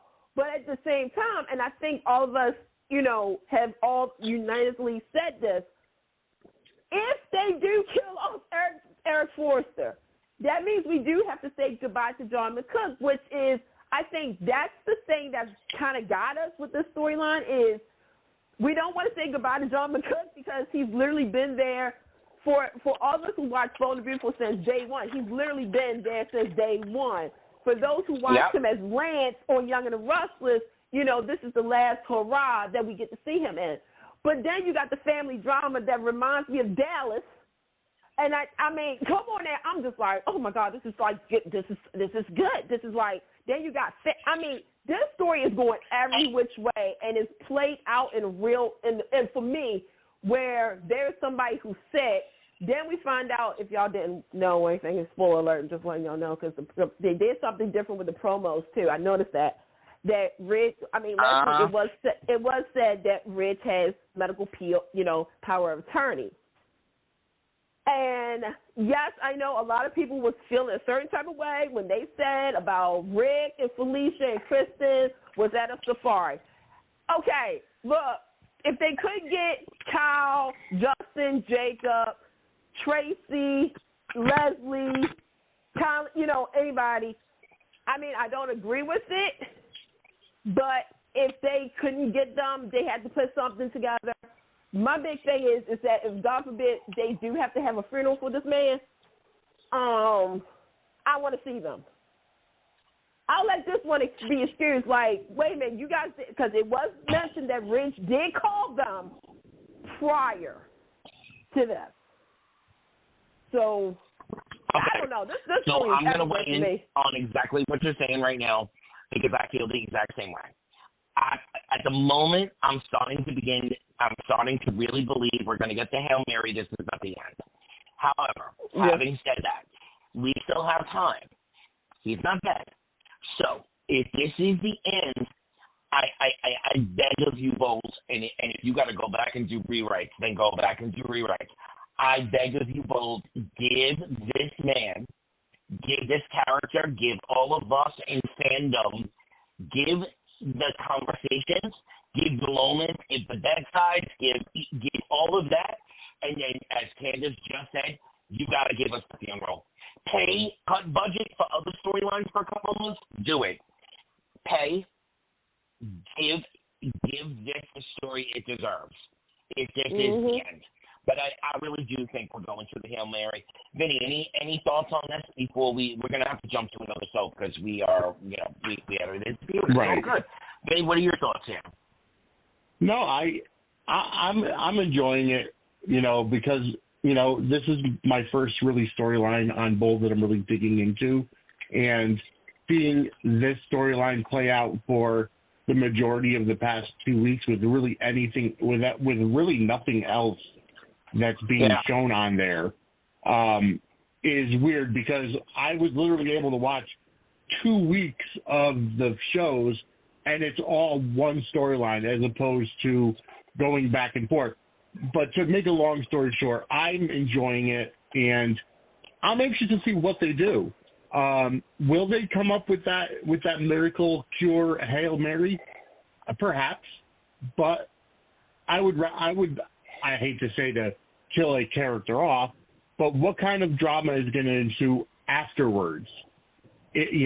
When he does pass, with Ridge having the medical power of attorney, or especially with Forrester Creations. I can totally see if Eric Forrester goes to Soap Jesus, okay. I've been saying this a lot lately that Bolt needs to do a Dallas. And for those who are Dallas fans, there was a TV movie called The War of the Urines. Yep. I need for them to do that with the Forsters because here's the thing. Technically speaking, Thomas, Steffi, and Ridge are not bloodline Forsters. Yeah. They were raised by, Eric. Thorne, Rick, Bridget are bloodline Forsters. And I'm going to say it right now. Yeah. Jacob, if you can't or won't go back, I love you. I'll always love you. But if you can't and you won't, then we need a recast. We need Rick. We need Bridget to step back up. Yes, indeed. And we need a full recast. I mean, here's the thing. Windsor said that people really want Thorne to let Brad Bell know. And here's the thing. We do need Leslie Kay. We do need Tracy. Yep. We do need the other kids because it is kind of, if they go this route, and this is another reason why I don't want, it's a soap, so yeah, if they find a Hail Mary and stuff like that, I still want some backlash for this. But if they come in and they find out Ridge is handling all of this, I need for this to be the majority of the story of 2024 because you got Donna, you got Brooke. Here's the thing, Brooke is okay because why? Why is Brooke okay? Because she created a formula for Forrester Creations. She's deadlocked. But to me, there could be so many ways. She got baby mama gold. Basically, girl, say what it is. She got baby mama gold. Yeah. It's just, to me, this is such a controversial but enjoying entertainment storyline. So I'm enjoying it. Vinny's enjoying it. Absolutely. Kudos both because you have us in that space again. You are the soap of the fours, of the four left. You are the soap that gets us in that space where we really don't know what's coming next. Spoilers come out less involved than any of the other shows, and you are milking every moment of this. Congratulations. All right, quickly on the Young and the Restless. I don't trust bold spoilers anymore. That tells you something. That really tells you something. Right? Because Vinny, you're going to learn this real quick, just like with Young and the Restless. Mm-hmm. Don't trust bold when they come out with their spoilers because sometimes it'll be true, but in their own words. But they slanted it in a way that you think of it differently than what it actually is. Right. All the time. Yes. Yeah. Okay. Yeah. Okay, so let me talk about Young and the Restless. Okay. Come on, girl. This is okay. I'm just gonna say it. Colleen Zink, and Colleen Zink. Okay, that's it. That's the show. Good night, everybody. Oh, there was more. Okay, this whole baby Claire, baby Eve, Jordan, Nikki's past. This is so juicy. This is juicy. This is so gold. Josh, this is your strength, and I told you this a couple of times on various platforms. This is actually your strength of writing dark, but not too dark, because I'm going to talk about another storyline in a minute. But we have, so the Anubis was all up in the cabin, right, getting poisoned. Victoria Cole finds out that their baby ain't dead because, according to Jordan, on that fateful night, there was a lot of babies born. So she decided, because of what the Anubis did to her sister Eve, she decided to kidnap their baby and make them believe that the baby was dead. So keep going. Claire has grown up thinking that her parents didn't want her, and Jordan has poisoned this girl's mind because Claire was all like, wait, what are you talking about? And so, meanwhile, Nick got slashed. Shout out to Joshua Marvel in his chest. And then we find out they're being poisoned. And then poor Nikki, oh my God. Nikki was oh God, that's what I'm talking about, folks. Nikki was held hostage, and she had an IV. Y'all, why they had vodka in that IV? Girl was drunk. And see, take it away, because there's so much going on. I can't. Okay, I can't take it no more. All I'm gonna say is, I have been waiting for years and years and years for a soap opera on the daily schedule to give me a dynasty, there's so much soap happening in the Young and the Restless right now. Harkening back, the best alcohol storyline, hands down, on soap, is definitely Nicky Newman. Okay? So resurrecting that right there and bringing, we all went on the journey with Nikki. We fell off the wagon with Nikki. So to give us that piece of it on top of everything else, I said, oh, y'all people playing. You came to the game to win. Auntie, oh God, yes, Auntie, I have needed somebody like you on soap for a very long time. The dead baby not dead. I mean, every soap has had somebody come out the woodwork that the character was on campus. We never knew they were pregnant, but they gave up their baby, or they didn't know they gave birth to their baby. It's just giving you everything soap you could ever ask for, all in one. Wait, you forgot the best part, sweeps, girl. You forgot the best part. Sweeps. You forgot the best part, though. You forgot, in all honesty. I'm going to say this because a certain other show, which we're going to talk about, you guys need to look at Young and Restless. They're playing current story from a storyline that started 40 years ago. Yep. 40 years ago. Yep. Now, obviously, we don't have the actress who plays Eve Howard because he's passed on. But the fact that you got her sister, who was, side note, I think also had plastic surgery. I think that might be Eve, but I'm not too sure. I don't know, because they're playing certain beats, and I'm just like, oh, wait a minute. I don't think they do, Candace, yes. I'm like, the reveal is yet to come. Right. So to me, you got darkness. Like, this is a mystery, but you bring in back people that's connected. Again, I never thought in a billion years I would see Cole Howard again. Never in a billion years. I never thought I would see that. But we have him. This story is because, again, Claire came on too strong. Like, before this was all revealed, it was like she was just this perfect, assistant, and she wanted to know everything and going everywhere. And it's like, it kind of gave me single white female lifetime version. And the fact is that what did you I went say? through Not Nikki. the last show, but 2 shows ago. I said she's somebody. She is somebody connected to the news somehow. Wait and see. David Kimball Wait and see. I said David Kimball kid. I literally, I said that. I said, why do I think this is David Kimball's kid? Because the way Claire was acting, I was like, she got something. Like, I'm following her. And I think what threw us off was she was going after Nikki and not Victoria. Yeah. Until she said mother. And I'm like, what? Like, that threw me for a loop. I was like, what? Huh? What? Like, let me sit down for a second. Like, okay. This is what I'm talking about. Young and the Restless, you guys can craft a good storyline. And again, Josh, this is your strength. But don't go too dark. Because right now you got Victoria acting like Victor is with Adam. Because Victoria.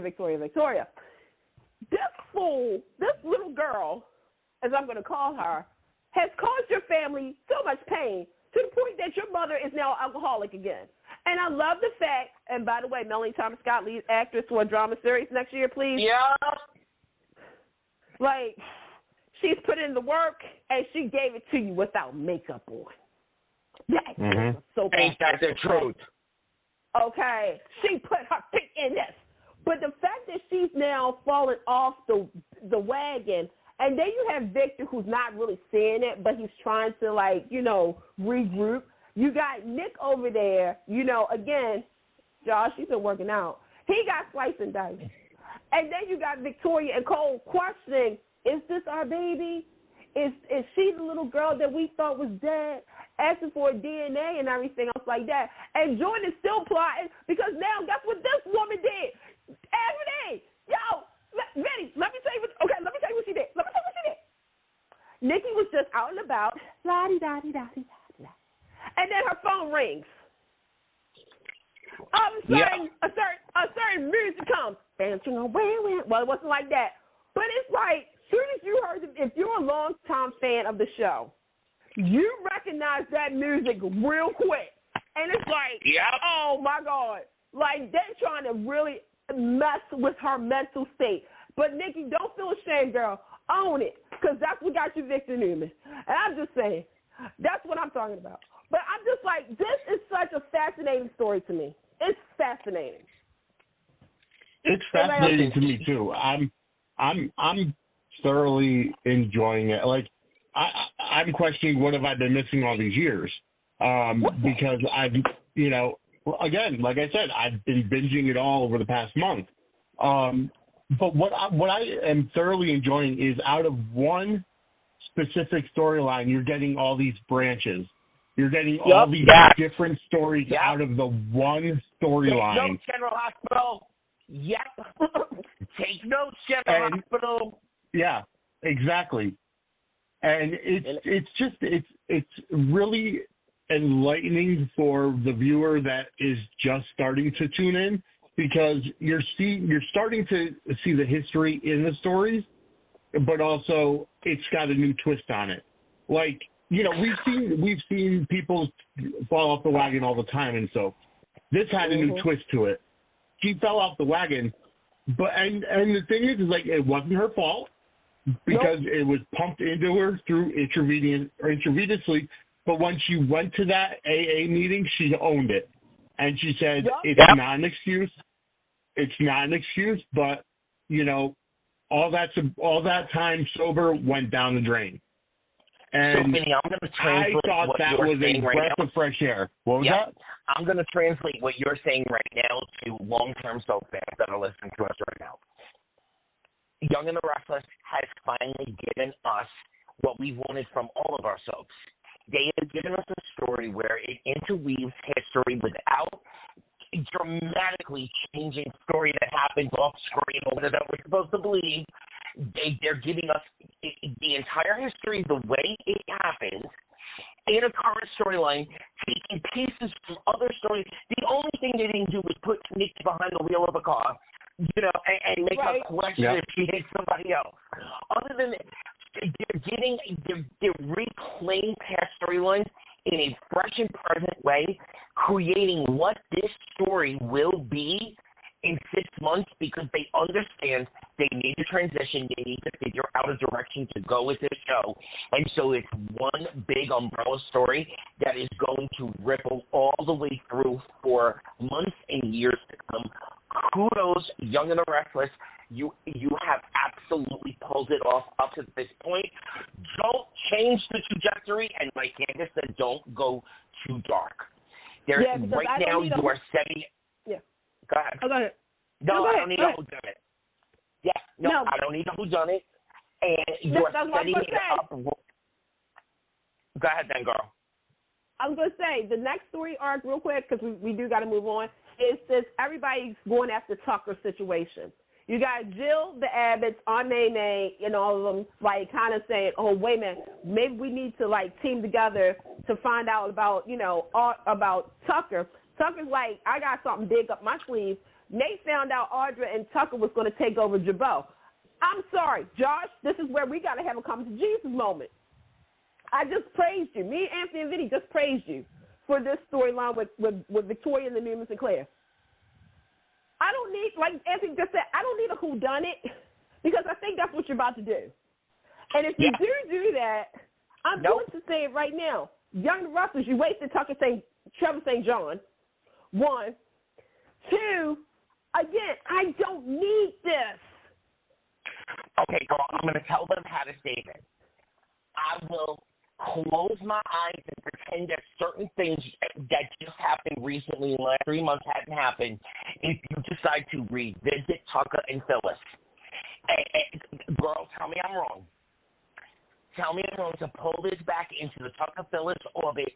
Not a whodunit, but a who was really screwing who over, and what is the fallout from that? I'm gonna do you one better, because I've been on the island by myself for a very long time, and I feel as though there wasn't right. I might swim with you. Go ahead, girl. I need for it to be Diane and Tucker working together. Yeah. Because they're playing Diane too heavy with Kyle, of having Kyle be quote unquote the mole. I've always said Diane will go through Kyle to get what she wants, and nobody would think of it. To me, that would make more sense than Phyllis. Like, I do want to see Trevor and Michelle, the chemistry, but if I'm going to be real about it, let's not forget Tucker and Diane's past a little bit. And I think that's gotten lost in the whole scheme of things. I will not be mad at them whatsoever if they do the Tucker Diana thing. I just love the chemistry with Tucker and Michelle Staff. Right. Yeah. Right. All right. Yeah. Vinny, it's your turn at bat. Days of Our Lives. All right. Well, you know what? Days of Our Lives is this baby storyline is, again, in my opinion, taking a different turn than I'm used to. Now, it is incorporating history for somebody who's, again, new to the show.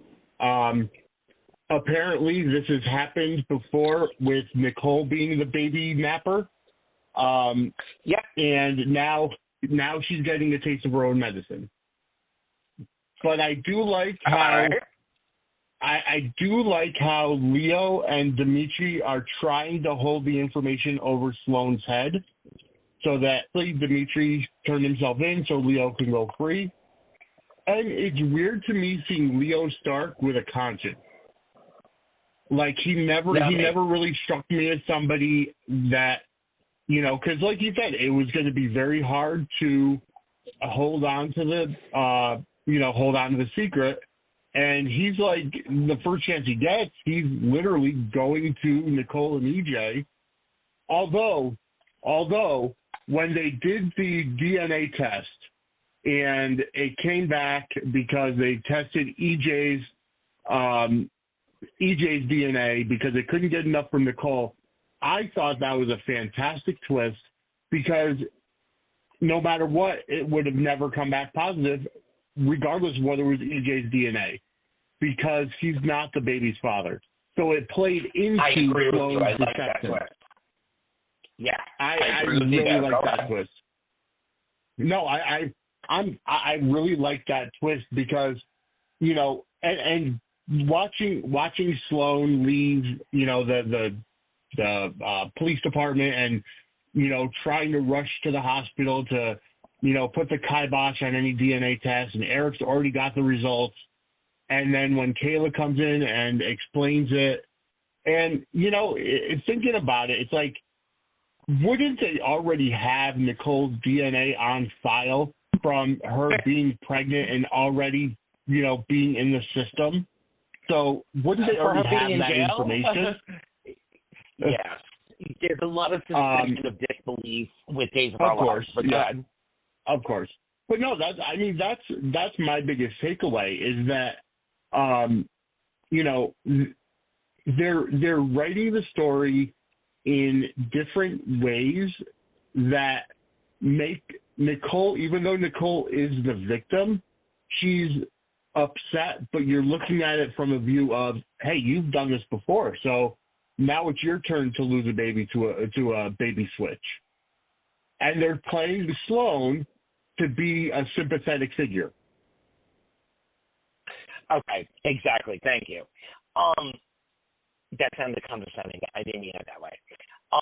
And because what you just said is from that perspective. I'm going to throw it from the other perspective. Days of Our Lives, I'm stepping out of storyline for a second and talking about real life. Days of Our Lives, here's the thing you have to stop doing. You have to stop giving us information about when actors are coming and when they're leaving. And you have to stop giving us 6 months to begin to not care about characters, to begin to not really care about what's going on in their storyline because you didn't invest in them the right way in the first place. Having said that, because what they're doing now, I would be... Oh, I didn't know that. So that's news to me. Oh, okay. Sorry. No, we did speak about it on here. Maybe it was before you, because you know what? We get 6 months worth of spoiler alerts that things are happening. And so two things can happen, Days of Our Lives, and both of them have. Either the fans go wild and they are so waiting for the incredibleness of what this is going to be, aka the possession storyline. I don't hate it, but it wasn't what it could have been. And so many others, the time jump, et cetera, et cetera. And by letting people know actors are coming or going. You know, we know Bo and Hope were going to reunite for Beyond Salem and then come to the mothership. We had storylines in our heads. We had things that we needed resolved, et cetera, et cetera. So I could go on and on. We don't have time for it. I'm going to say that is why their storyline is not having the emotional impact that it could have. Now, as far as Nicole is concerned, the payback isn't a payback because the primaries involved in the first two storylines aren't here. Well, EJ's here, but he's not the same EJ. There's same thing with Molly TJ on General Hospital. You can't expect us to invest in completely in something when the characters that are invested in it aren't part of the lexicon that we experienced it with. All right, Candace, I'm going to shut up. There's so much more I could say, but I'm going to shut up there because you need to. Girl, Days of Our Lives, go off, girl. Good, bad, ugly. Okay. So, like I said, just one question. Do you agree with me on being able to emotionally connect to it because it's the wrong players? I feel as though because it's not even a baby sweat storyline, that's the problem. Like, okay, let me explain this. Okay, yes, this is a storyline that's Nicole's karma because Nicole, you know, has done it before. They're trying to redo the Sammy Nicole storyline. Sloane is a Sammy light, but like you just said, the fact that she's going to be going soon, I can't get really invested. The problem I also have is, okay, we all knew that EJ was not the father. Okay, I need 4 Days of Our Lives. Hey, Dave, how you doing over there? I know you're doing well because you got Jamie Giddens back over there, so you got some moves going on. I need for you guys to make EJ dark.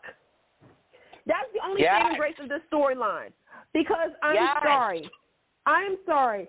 Okay, Eric and Nicole has their baby. I'm going to say this. I like Eric and Nicole. I like EJ and Nicole, okay? So nobody says, oh, she's a fan of Blizzard. I just wish this wasn't such an end game situation, knowing that Eric could have already had a child. Just going to leave it at that. I feel as though, again, acting-wise, Ari is putting in the work, lead actress for a Daytime Emmy for next year.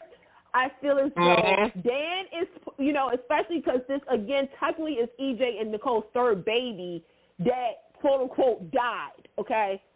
I didn't like the cremation part of it. I'm like, damn. Like, seriously? Y'all cremate. But again, I will say this. For those who was watching One Life to Live during the baby swap storyline, they did the same thing. And I'm going to say this. For those who did not watch, I know for me to say that because everybody's like, well, what's she talking about? Again, it's bad all the way around.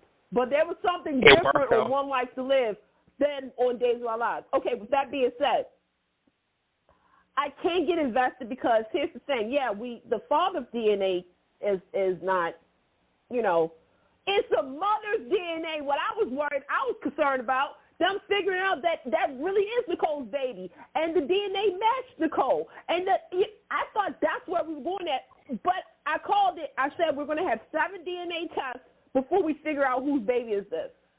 Yeah. With Leo and Dimitri, first and foremost, in Salem, I said this last night on my podcast, Salem PD jail, I don't know, Vinny, if you noticed, but this is the only place that you can get ice cream. You can get sandwiches, pedicures, manicures, and apparently because Dimitri has a new haircuts. Yep. I feel like I'm kind of like, okay, are y'all? And not only that, but for Greg, I love you, Greg. But with Leo kind of being the savior, I feel as though they really don't know what to do with his character anymore. I'm just not really. Exactly. It's good. It's good acting, but I'm not emotional. Hold up. Yeah. This is Dave's attempt. I don't know if it will work, but I see what they're doing. They're turning this character into a character. Right. They're trying to give more layers to the character to find a reason to keep him around. I love Greg Reichardt, so I'll accept a little bit of bad writing if they can be here. Right now, this little mess that he, him becoming a real person, it's worth it if they find a space for him afterwards. You have to think about what the long term of this character is going to be, because you've given us 4 versions of him so far. We've adopted and gotten into all 4 versions of him. But if you want to, this is not Roger Howard for General Hospital. Oh, kill him off, just bring him back to somebody else. Oh, kill him off again, bring him back to somebody else. Now what? Is he going to come back as one of the people that really never died? Not sure. I heard he was going to Young and the Restless, but that's another story for another 20 minutes. Okay. But Greg Reichardt, you got to do something with him going forward if this is what you want us to accept. All right, we got to move on. Yeah, and I think real quick, there was news. I'm pretty sure everybody saw it because, and she didn't mean to do it, folks. But obviously, Judy Chapman is back over at Days. She did post a couple of times on her social media about her being over there. So again, this is one of those things where it's like, okay. Again, Leo is one of those characters that you can only take a small dosage, like every 6 months or maybe, whatnot. But, so, hey, shout out to him because, a paycheck is a paycheck. So, okay. I'm going to disagree with you there, Candace. I think if done right, they can make him a day player, and not a pop in, blow everything up, have a couple of cute little moments of fun, and move on. He's sort of like Vivian. It's like how Vivian could come in, and even if it's 2 weeks, can stir the pot a little bit and then roll out. No, and I agree with you, but I do think that Greg has the chops to take this character somewhere else. So if you're asking us now to invest in it, then give us a payoff. All right, we got to go to General Hospital. Do we really? Oof. Do we really? We do. Okay, look, 2 weeks ago I was saying I was all on board, and I knew it wasn't going to last. I knew I was going to have to go to the bathroom or get me a hoagie sandwich at the next train stop, and we are here. I need me a big old hoagie. You spiraled out all over again, General Hospital. Why? I didn't like the way you were tying it up, but I was ready to accept it. Why? Why? Oh, spiraling back out into 27 different storylines for this one storyline that nobody cares about anymore. I have to say one thing. Go ahead. Wait, hold up. I just have to say one thing. I see one bright spot coming out of this. Nobody on social media agrees with me at the moment, but I see it. I see Anna and Sonny. And I will forgive you for every bad piece of story going on right now. Oh, what you did to us with Tracy. What you did to us with Tracy was not right, General. Not right. But I'll forgive you all of it if we are ready to go with Anna and Sonny. I am so ready to go there. Go ahead, Candace. Okay, so hi, GH. It's me again. Our divorce lawyers will be calling you pretty soon. All right, GH, I need you guys to stop doing reveals. I need for you guys to stop doing reveals because this whole Pikeman thing, okay. And by the way, I know everybody's going to say, Candace, you're going to also get your other wish. So you mean to tell me this guy is the director of the WSB who's coming after either Anna or Sonny because of his partner being killed? Okay. So you're going to go through Carly. Okay. You have to. You know it had to be Carly. Wait a minute, no, because here's my problem. And this is not a Carly problem, but this is my problem. Why couldn't he go after somebody else that's in the realm of Sonny and Anna? I get it. Carly is sort of still connected. But why not go through like a sneaky substance, Robert, Diane, Michael, Willow, stuff like that. But you know what's funny to me, GH? I got to give it to you. Because I feel as though you do this a lot. You start the idea off, and then you're like, you know what? This isn't working. Well, let's wait a couple of months and then try it again with some new characters. Because exactly what you're doing with Pikeman and Carly, you should have did with Dax and Jocelyn. On the flip side of things, I find it ironic that today of all days, we get a scene from, spoiler alert for those who didn't see it, Pikeman was talking, and then it cuts over to Dax telling Jocelyn about his family life. Okay, GH, thank you for confirming what I have already said. So basically, Pikeman is Dax's daddy. Okay, it's giving me Cameron and Xander all over again. All righty now. Yep. Okay. Yep. Now. Thank you. I'm sorry to all you people who wanted him to be Adam's daddy, but he's not. Wait a minute. Hold on. Let me just say this, too. I was even banking. GH, here's how I was banking. I was banking that this was a reconstructive Jerry Jacks. I swear I would have been okay with that. Yeah. I see the guy who plays Pikeman and Lord Wright has chemistry, okay? By the way, Cameron Madsen, you will not see for a while because he's on outside projects. He's down in Australia. He is filming a movie. We'll see him in a couple of months. Okay, but with that being said, I'm like, you could have thrown me something like that. But no, you didn't do it. You didn't do it. Okay, next thing I need to talk about. Christina Blaze, TJ Miley, and the surrogacy stuff. Next. Yep, thank you. Okay, Ned blackmailing Nina. How many people blackmailing Nina with the secret? I'm at lost count. But let me tell you what the positives has been for me, okay? Because I know y'all saying, like, Candace, and stuff like that. The positive spot for me was first seeing Emma, like a couple of weeks ago, 1. 2, I'm sorry, GH, you have gold with Lynn Herron and Ken Shriner. And I need Lucy and Scotty to be back together with Serena Baldwin on the side. And because I've been moaning and complaining, I saw the promo this morning and I screamed. Because another thing that I'm really excited about is seeing Tracy and Monica. that to me is General Hospital. I know that you guys are trying to do good story. I know. I really believe it. But I'm just still at loss for a lot of the storylines that is happening. So that's just me being me. I can't be anybody else. And the Sonny and Anna thing, look, they kind of ruined Valentine, okay? I'm pretty sure they're about to blow up Sonny and Nina. If they do a Sonny and Anna, I'm sorry, I'm gonna call foul, because I feel as though if you're gonna have Anna with a bad boy, Coach and David Hayward, Vincent Irizarry, where are you? I need you. Okay, I agree with you. If they decided to bring Vincent Irizarry to General Hospital, I would be very okay with that storyline. But what I will not be okay with is Holly goes through some dangerous episode that's about to happen, and the Nina reveal happens all at the same time, and bam, Sonny and Carly are back together again. I love them. Oh, yeah, I know. I'm a Sonny Carly fan. I truly am. But no, I'm sorry. Right now, I need them to go through more before they come back together. And you threw these two powerhouse actors together over and over and over again, and y'all see the chemistry. I am so ready for Diana. I really am. And I have to agree with you, and it could have all happened off screen.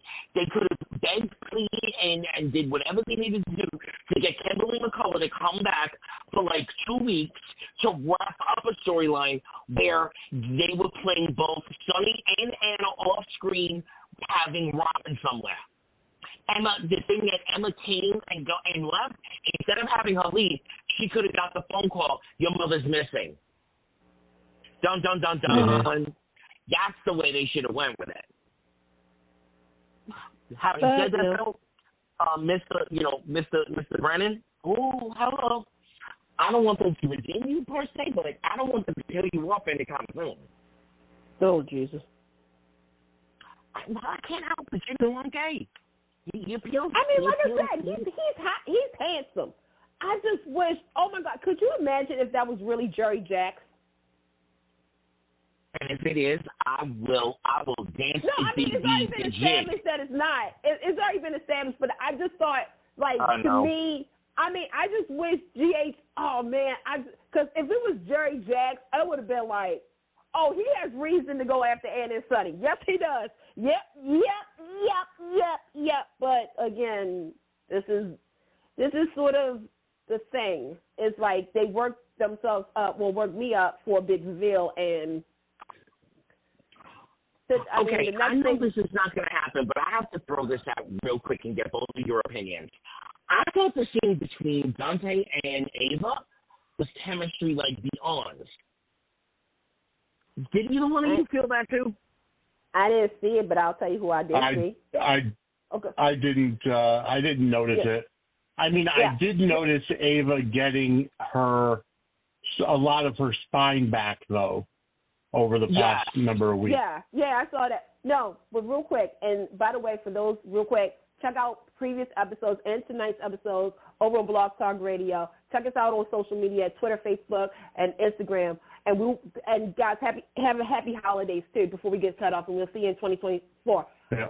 TJ and Portia, that's who I saw chemistry with. Yes. Oh, my God, yes. Oh, my God, I'm with you there. You know what? We're going to save that.